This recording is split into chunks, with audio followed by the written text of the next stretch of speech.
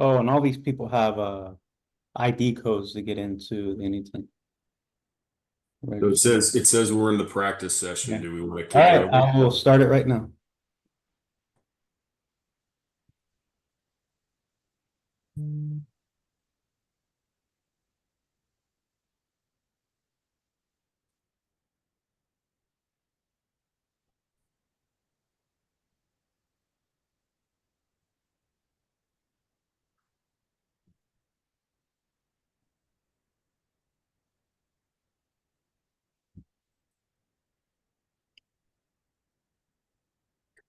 All right. Good morning, good afternoon, everybody, depending on where you are in the world. We really appreciate you carving out some time in the holiday preparation here to spend a few minutes talking about the resin market for 2025.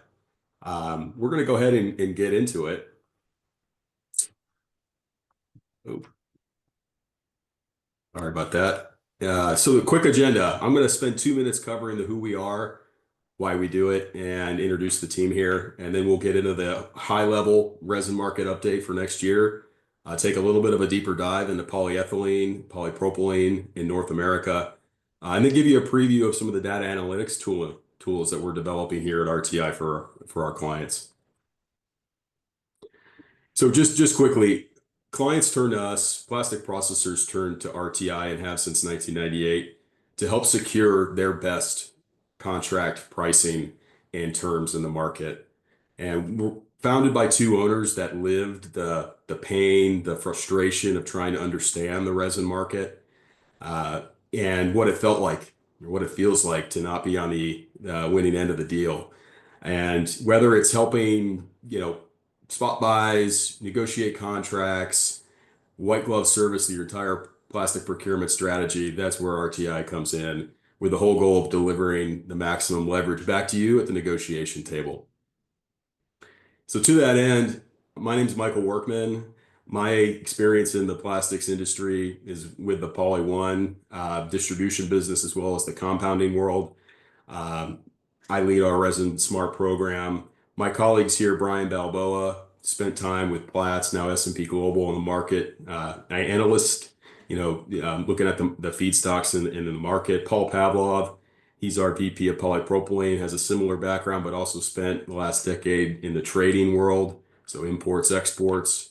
And then Kevin Mekaru, who leads our polyethylene commodity strategy. He was, Shoei IPN, ITW. He led plastic procurement initiatives for these large organizations. So we come at it from all sides of the negotiation table, all designed to deliver value back to you. So with that, I'm going to turn it over to my colleague Brian Balboa, who's going to start at the highest of levels, give a resin market overview, and with that, Brian, take it away. Michael, thank you so much. So before we get into an outlook for next year, we definitely have to look at what's happened this year. So definitely oil and gas, feedstock, really been volatile for much of the year. A lot of it having to do with, for one, geopolitical turmoil across the globe. The conflict in the Red Sea, which has impacted logistics for a bit there. Not only that, you had the Russia-Ukraine conflict, which is more than a year old now, and just recently the conflict between Israel and Hezbollah. Now, heading into this summer, we see what's typical in terms of producers really just preparing for hurricane season. Um, this hurricane season was actually pretty disappointing in terms of producer perspective. Of course, we saw a lot of increases out there heading into the summertime, but really the Gulf Coast refining complex, petrochemical complex, and resin production was really unscathed this hurricane season. So that really makes it, the past 3 years now that we've had a pretty underwhelming hurricane season. And because of that, we're left with a lot of resin, not just resin, we're left with a glut of feedstocks as well. So we continue to enjoy that feedstock advantage in oil, natural gas, which also impacts the resin market as well. Inflation has still been an ongoing issue for the past few years now. which really ultimately is going to be hurting your consumer side, which is where a lot of these resin pellets go to. It doesn't matter if it's polyethylene, polypropylene, or engineered resins. This has really been a challenging time for producers when it comes to consumer demand, really. In terms of labor activity, that's also been an issue. Earlier this year in North America, the Canadian rail strike was a short-lived issue until the Canadian government stepped in. But not only that, we had the East and Gulf Coast dock worker labor dispute earlier in the year. Now, that did end momentarily, but once we get into 2025, that is going to be an issue right off the bat on January 15th as we come back to the negotiating table in that sector there. So really, that's been a lot of what's been impacting this resin market. And again, we definitely continue to enjoy a glut of inventory out there. And as we really come into the last few months of 2024, it's going to be an interesting time as we head into 2025. So let's get into that and just talk about what are the key factors going into 2025. Well, for one, of course, the incoming Trump administration. If you've been listening to the news or reading the stories or just keeping up with the incoming administration, already a lot of comments regarding trade tariffs, specifically against China, but not only China, Mexico and Canada as well. And again, it begs the question, is this just posturing, or will we actually see this once the new administration comes in? Again, we are still in the quote unquote new NAFTA negotiation. Not only that, we already have had tariffs against China in the previous Trump administration as well. So definitely some things to keep in mind, which Kevin and Paul will talk a bit more about when they discuss their polyethylene and polypropylene outlooks. Again, I already mentioned the port strike, the East Coast and the Gulf Coast port worker labor dispute. That's once we get into January, again, January 15th, we're going to see those two sides come to the negotiating table there. And again, I point to the Trump administration where we just got news this morning. I was talking to Kevin about that this morning about the Trump administration already siding with the union on that. We already talked about hurricane season. One thing we have to worry about, not just hurricane season in the Gulf Coast here, but also the possibility of a freeze, specifically here in Texas. I go back to 2021 where we had Uri, which really just paralyzed the entire state of Texas, the entire electricity grid going down, impacting not just people like you and me, but also businesses, which shut down logistics, shut down production. It was not a very fun time, as Paul, Michael, and myself can attest to, as we were in Texas at that time. So the electric regulator here, ERCOT, has already made some comments that if we see similar weather conditions as we did in 2021 during Uri, definitely expect some rolling blackouts. And if that happens, again, it will be an interesting time to see how processors, how producers, how logistics providers really cope with that. So with that, I will turn it over to my colleague Kevin here, Kevin McCowry, who is going to talk on polyethylene. Thanks, Brian. As we transition into 2025, it's important to touch on the events shaping the current PE market, also review the present state of the market, and most importantly, discuss where the market is headed next year. With that said, there's a number of different bullet points I want to kind of talk about. First is raw material costs for PE. It rose during the summer months due to unplanned cracker outages and some weather events, Beryl, that impacted the Gulf Coast. We then saw a Sahara dust weather pattern which contained tropical activity post-Beryl and really suppressed any type of other hurricanes in August and September. We saw minimal price erosion in the third quarter, which really didn't keep up with the producer margin increases that they incurred with their increases earlier in the year. Global demand overall remains soft, and major headwinds are still in place for most of the global economies. PE inventory builds, if you can go back real quick. PE inventory builds support potential outages as well. They've been building for 2025 turnarounds, and that build really far exceeds the forecastic economic the downtime requirements required for the producers and the cracker turnarounds. As you can see on the right side, that's kind of our forecast based upon where we predict some of the indices to be in the 4 quarters for 2025. Turning now to feedstocks, ethylene feedstocks returned to range-bound levels. We did see a spike entering the 4th quarter, and this was due to some issues with the pipeline and well, extracting the ethylene out of the wells. But in 2025, we're now in a little bit of more of an elevated ethylene price range-bound level, and this is due to the ethylene cracker turnarounds that are scheduled for the 1st quarter of this year, but they should taper off into the 2nd quarter to more of a range-bound lower level that we saw earlier this year. Looking at crude oil, in September, we kind of consistently looked at reached the $70 barrel, and we forecasted this to be within 5% plus or minus of that going into next year, based upon the energy policies that are being discussed right now with the new administration. Looking at inventory changes, we saw some fluctuations between draws and gains for the first half of the year, and then towards the end of the year, second half of the year, we saw the exact opposite. Once we recovered from the hurricane and some of the ethylene constraints, we saw year-over-year inventory build up to 1.2 billion pounds, as you can see on the right side of the graph. That's 4 straight months of gains, pretty significant this time of year.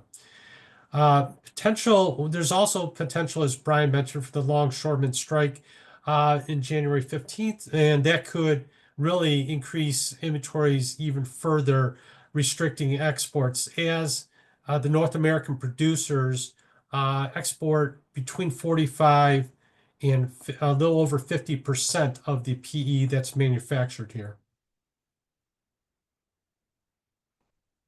So in summary, the first half of the year, we saw price nominations. They gained traction through raw material costs in one significant hurricane. Towards the end of the year, we saw inventory build. It was not consumed due to slowing demand, and now we see the significant inventory levels that we have at present. More importantly, in the summary here, there's more of a disconnect between the inventory that exists today and the pricing nominations that we see going into 2025 as producers continue to push their margins higher at the expense of processors. In 2025, traditional contract negotiations will be challenged with significant price drifts from pricing fundamentals that we talked about in previous slides. We work with our clients to navigate through this environment by providing them real-time data along with different differentiated strategies to keep our clients' profits intact. So with that, I will turn it over to my colleague, Paul Pavlov, to cover polypropylene. Thank you, Mr. McCarroll. Thank you, attendees. We appreciate you coming in, spending time with us to talk about the upcoming 2025 year. Just like my colleague Brian and my colleague Kevin, we need to do some retrospect, some looking back of what we saw in 2024 and what we expect before we start seeing what we expect in 2025. What we saw in 2024 in PGP in particular has been the aftermath of a number of unplanned outages in 2023, a number of plant outages that kind of lingered off from 2023 into 2024. Really, the market was, especially in PGP, was never really long enough or supportive enough for any major price decreases. Combined with that, we had the first, that I've seen it, the first ever tornado in Houston in the beginning of in the middle of May, and then we had the earliest ever hurricane to hit Houston in early July. So it's never a dull moment in the U.S. Gulf Coast. But bottom line, in polypropylene in particular, we saw four force majeures, some of them on newly added capacities by Invista. So we finished the year in a very good place from a production standpoint. We're back up to 1.93 billion pounds.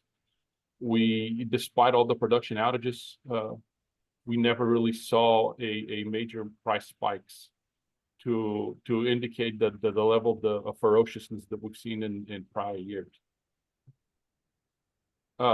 PGP is the driving factor for spot PGP in particular. Next one. Spot PGP in particular is the driving factor behind a lot of these polypropylene price increases in the polypropylene price movements. Unlike PE, polypropylene is a little bit more dependent on its feedstock. As you can tell, in the blue, spot PGP gathers a little bit of a momentum upwards at the end of the year, the beginning of the last 3 to 4 years. We kind of, as you saw from the prior slide, we kind of expect to see something similar take place this year. Spot PGP has been trading at about 35 cents a pound, currently at 36.5. We expect to see another decrease in December contract, even though a little bit smaller. But with the number of energies, looks like it's kind of catching a little bit over here in polypropylene. Propane in the middle of winter, generally, we see a little bit stronger as well. We definitely expect to see anywhere between 3 to 4 or 5 cents increase in PGP and subsequently polypropylene for the month of January, and maybe potentially February as well. Do not fear, however. U.S. producers have plenty of capacity laying around. The latest ACC data is showing run rates at about 78%. The Trump tariffs that Brian kind of brought up in the beginning of the year. In the beginning of this presentation. If they're going to affect anything hypothetically, they should affect imports as well as some of our Canadian produced polypropylene. Expectations for that impact to be minimal on price. After all, Canada and Mexico are one of our biggest trading partners. But overall, if demand is to come back in a very strong way here domestically, in polypropylene in particular, the capacity is there. It's just we're going to have to work out on the price, and that's what we're there for. Our job at RTI Global is to make sure that you guys get the right price from the right for the right volume that you're purchasing from the right producer or distributor. But bottom line, days of inventory are staying relatively elevated, close to the 40-day mark or above the 40-day mark in the last 3 months. Even with the number of polypropylene production outages that we expect to see in the beginning of the year from Phillips as well as perhaps Formosa as well, there's plenty of inventory laying around. So bottom line is, do not fear. The North American producers are ready for anything from a demand standpoint. It's just going to be about a matter of negotiating the price. And having said that, our forecast, again, we hate to kind of go back to look at what we expect, but we definitely expect a bit of a bounce back in Jan. We've seen bounce backs throughout, like I said, the last several years. This year, is not going to be different. LyondellBasell is shuttering a refinery in Pasadena. They make quite a bit of RGP there. So we're not talking about structural shortages, but we definitely expect a little bit of a tighter market. On top of that, like I said, Brian kind of mentioned this earlier. ERCOT kind of gave notification to everybody that they are potentially ready for a potential freeze. That they're kind of similar. They're seeing similar weather patterns developing like it did before Uri, but they'll be ready, but with exceptions. So having said that, this is the latest and the greatest that has affected our polypropylene PGP supply and demand balance. We cannot take it away. Interpipeline was one of the biggest additions in polypropylene capacity in the last, I would say, decade. What we don't have on this list is Braskem shutting down Marcus Hook this year, and one of the lines at Marcus Hook. So overall, the last addition that we expected to see this year was Formosa, but with market conditions the way that they are, mid-70s run rate and inventories at 1.93 billion pounds. A decision was made for the last addition to the polypropylene production slate to be delayed by another 3 to 4 months. Having said that, I mean, this is the latest and the greatest. There are no polypropylene additions coming in online in the nearest future. It's going to be, in my opinion, it's going to be a while before we see, the 5 to 10% that we saw of production capacity of polypropylene in the United States. And again, kind of sum it up over here shortly and sweetly. We expect demand to be similar to the 2024 level. At the end of 2023, we had a lot of discussions with a lot of clients. A lot of forecasts were based on anywhere between 5 to 10% production increases. Things didn't pan out. A lot of the demand increases that we saw were in the low single digits. As luck would have it, I think a lot of these demand increases that we're going to see here from a converter standpoint are going to be very similar in 2025. I'm sorry, to 2024, anywhere between 1 to 3% is what we expect to see for the demand increase to kind of take place. Polypropylene is very, American polypropylene in particular, is very difficult to export. On-purpose polypropylene exports generally take place to specific, they're kind of internal transfers, international companies selling to its offices in Latin America. So the export volume that we're generally seeing, even though the arbitrage is closed on paper, sometimes it just happens. So bottom line is the capacity is there. Just we need to negotiate price for the right price, and we've been doing that. We've done successfully. We did some margin compression on PGP to polypropylene for a lot of clients for 2025. If we haven't done that for you, let us know. We'll try to help out. But overall, it's with Formosa bringing capacity online, I think the polypropylene converter and industries is in a good shape from a supply standpoint.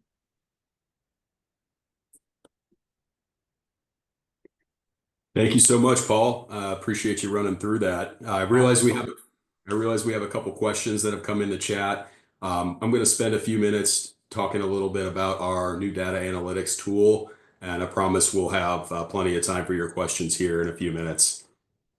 So to get into this, want to take you back.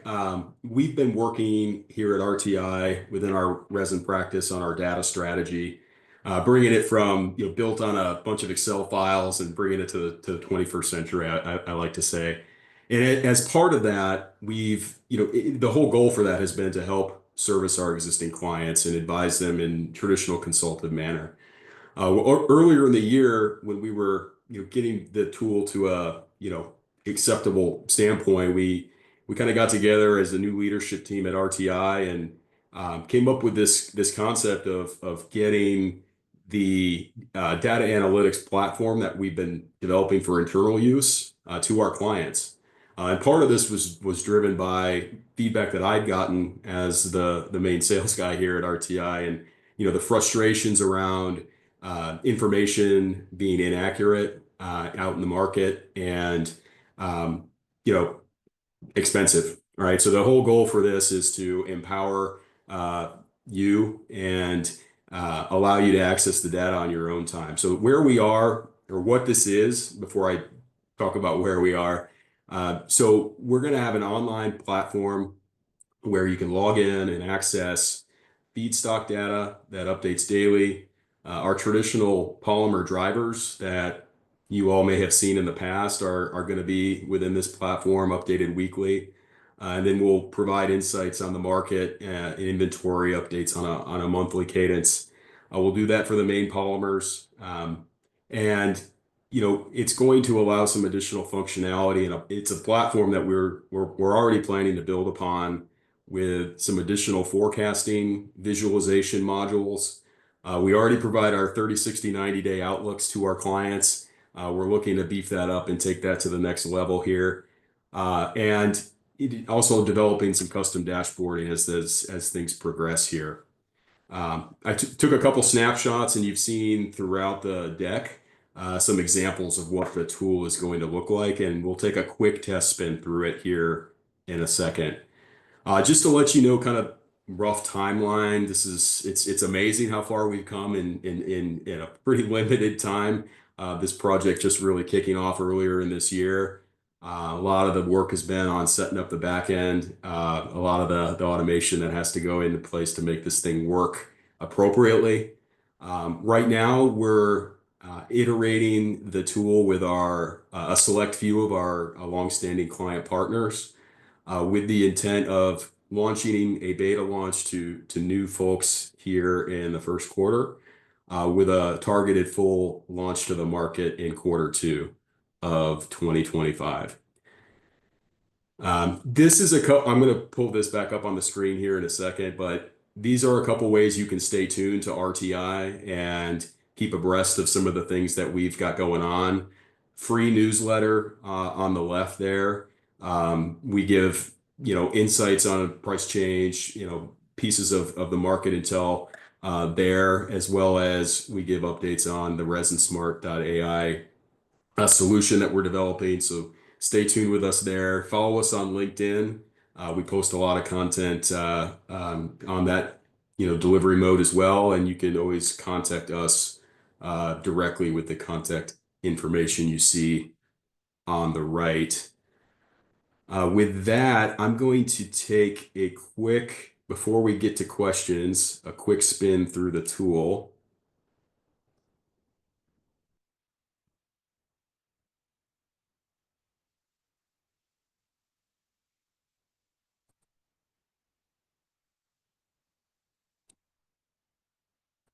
And quick being a relative term.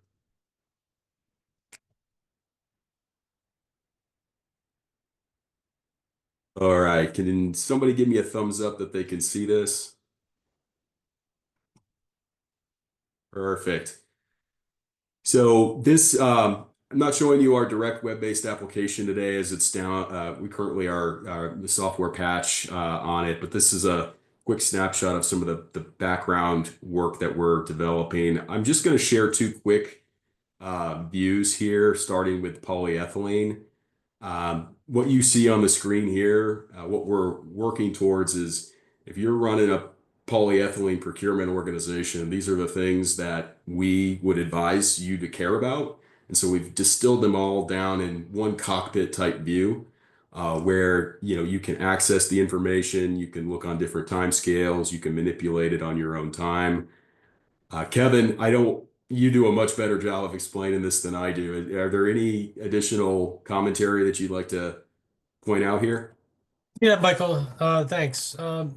Pretty much from the PE total dashboard, you can kind of, as an aggregate, kind of look at everything from exports, demand, sales, operating rates, demand rates. And if you want to just kind of go to sales, for example, Michael, and just click on that, it shows kind of daily pounds for sales.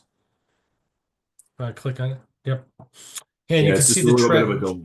delay. Yeah, So, you could see essentially trends and so forth. You can change the dates at the bottom, so you can go back or forward and so forth. So the amount of data here is historical back to 2015 in some cases for some of the dashboards. So a lot of data here for you people to do analysis and also just look at a smaller window if they'd like. If you want to go to inventory change on the side, Michael, on the side tab,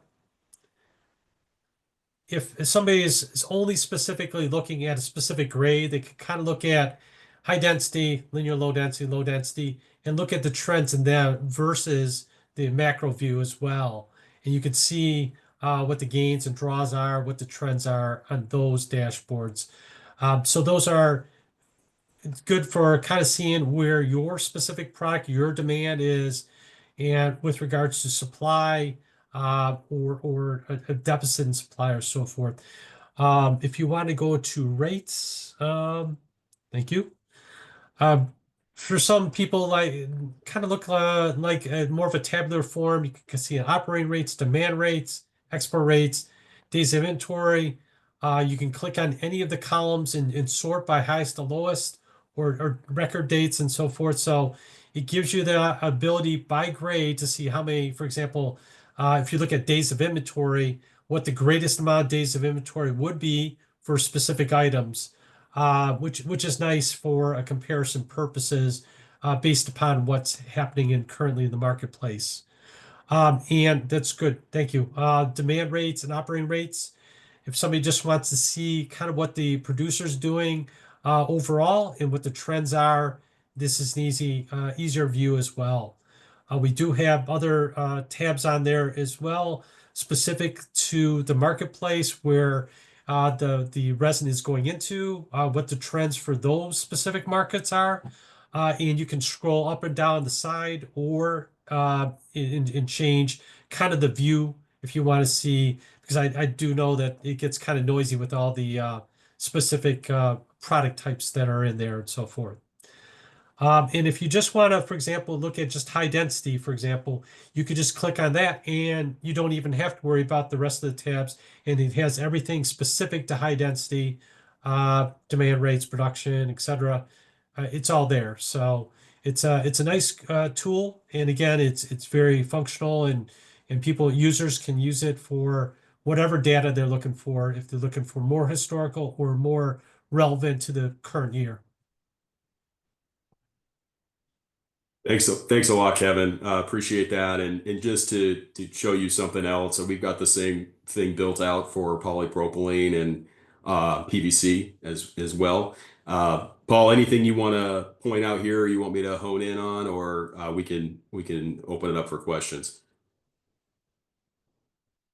I mean, it's polyethylene is a little bit more discerning market. We spend a lot of time concentrating on that, but keep in mind we're doing the same thing for polyethylene. I mean, for polypropylene, PVC, polystyrene.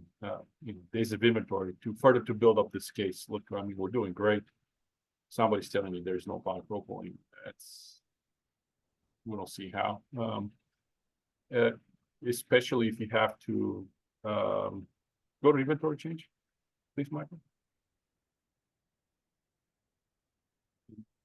We're building strongly all the way throughout the year, despite operating rates. Click on that as well. Thanks. A bit of a dip here, but we're in decent shape. I don't know if we have any PVC guys over here, but some of the things that you see on PVC in particular are just inventories are spiking back up. I think we're sitting on something like 45 days of domestic demand. So the overall message from this is commodity resins production in the United States has been favorable for a very long time. Still is. Kind of seasonally, we're slowing down as an industry. Producers are not. I don't know if they're trying to kind of front run whatever happens with the Trump administration. We'll have inventory laying around that now it's going to be a little bit more expensive for what have you. But bottom line is we're here to help out in any way possible. Thanks a lot, Paul. Appreciate that. I'm going to just share this contact information slide for those of you that want to take note of it. And with that, Brian, do we have any questions that have come through the chat? Yes, we do have a few questions here. The first question directed towards polyethylene here to Kevin. Question being, why is polyethylene demand down, and what is the biggest driver of demand? Okay, thanks, Brian. Really, if you look at the polyethylene market, there's major industries which have had a slowdown in the second half of the year: auto market, housing, and so forth. Those are the major industries. Also, infrastructure. When those industries have a slowdown, essentially that kind of drives demand down. Now we're seeing the inventory kind of rise because of that. We're forecasting in the next year probably to remain relatively flat, and then second half of the year kind of spike up when trade and energy policies are disseminated by the next administration and kind of put into action. In regards to biggest driver of demand globally, we're seeing a lot of slowdown in China. I think everybody's seen the revised forecast of growth for China, and that drives a lot of the international markets as well as South America and Central America. So globally, things are kind of struggling. Europe's had their struggles. I think everybody knows about that. Next year is forecast to get a little bit better, but there's still some inflationary pressures and recessionary fears in different parts of the globe with regards to their economic policies and how things are progressing. Some are a little bit slower and so forth. So overall, that's the macro reason why demand is down now. And the biggest driver essentially is once those major industries kind of have a rebound, then we're going to see demand tick back up. And of course, this is something that we can showcase using the new AI tool as well that Michael was demonstrating on how we could actually show what, actually can drive demand for that. Here's a more general question for all of us, really. As we get into this contract negotiation season, what are some examples that we can give, of course, without giving away too much info? What are some examples we can give of ways that RTI has helped customers negotiate a win-win deal? Also, how can we do that specifically using RTI's new AI tool? Yeah, Paul, do you want to cover that Yeah, I'll take it. You guys piggyback off of it. I mean, this AI tool very helpful when you have a conversation with a producer or a supplier that it's you can get the latest data on the run. You can draw parallels between I was at this price point whenever run rates are at this place. Exports are going in this price, exports are going in that direction. Why are we discussing this? You can build a case, and we help you build a case against the producer. The AI tool is crucial to visualize the data. You can call somebody. You can call somebody out on their information. This thing gets updated daily. Some of the industry data that gets updated monthly is updated on the spot as well. So it's difficult to lie to somebody that's informed, and this is what we help with. I mean, this is what we help with on one-on-one basis with a lot of our clients. In particular, this AI tool is going to help you do that visually. Try to build your own case without us getting involved in it. But we've helped out. Our goal at RTI is not to create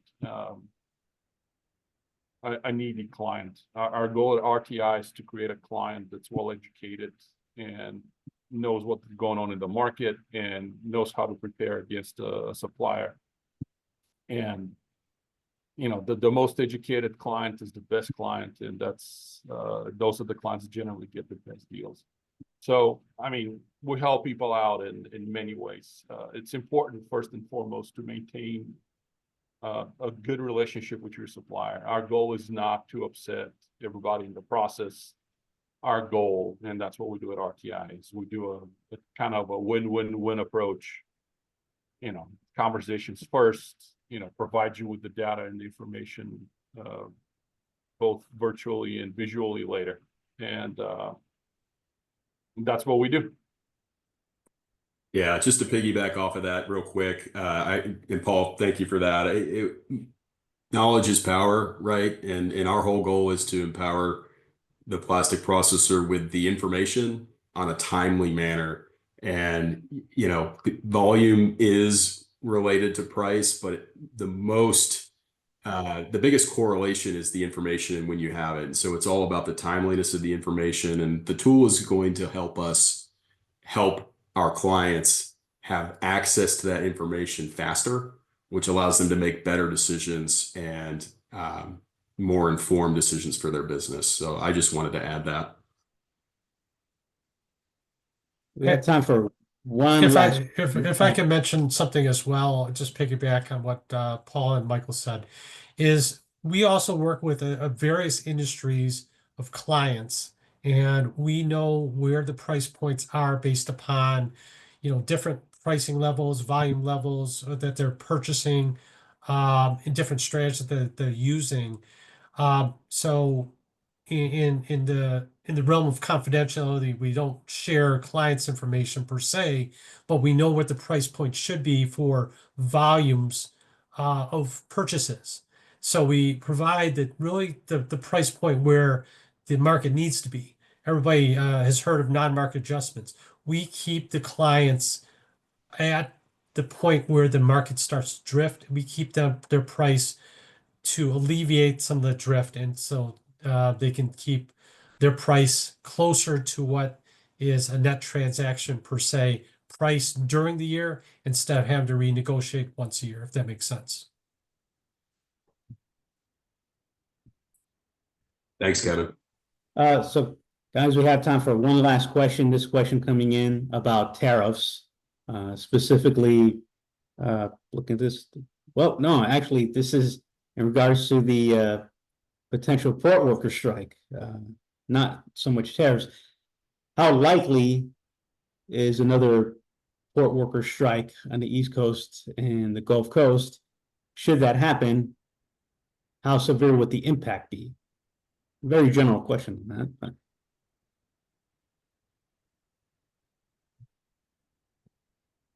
I think I'll step in here. From the last time we saw the 2.5 to 3 day slowdown, the rule of thumb was 5 to 7 days for each day of kind of the shutdown or slowdown per se. So if it does go for a week, we're talking about a major disruption to the commerce that would take a little bit of time to kind of recover from. Again, that's a general rule of thumb is 5 to 7 days of catch-up time for each day that the port is shut down, or the ports. Paul, do you want to add anything on that? It'd be a mess. It's a lot of decisions on export volumes, especially in polyethylene. Polypropylene doesn't really get affected that much, are based on these ports being at least partially out. It's my personal opinion that the shutdown is not going to be, it's going to be delayed. We have the future president of the United States siding with the union. In my opinion, what we're going to do is we're going to kick this thing down a couple of years or something along those lines, and deal with it then. But at this point, the administration policy is to keep as many jobs as possible, especially the industry related. If I'm across the table with a union worker and the president of the United States, probably the prudent thing to be kind of listen to a little bit more ILA reason than before. So I'm optimistic that this is not gonna. We're not. Everybody's preparing for a shutdown, but I don't think that shutdown is going to be. And that helps out. Thanks, Paul. I really appreciate it. Well, we've come up against the end of our time here together today, and I really wanted to say thanks again for joining our webinar, listening to our talk. In terms of action items, we'll send out the recording as well, and please do follow us through the medium that I just mentioned. If you've got any other urgent questions, reach out to us today. We'd be happy to help. Have a great holiday season, Merry Christmas, and we will see you in 2025. Thanks, everybody.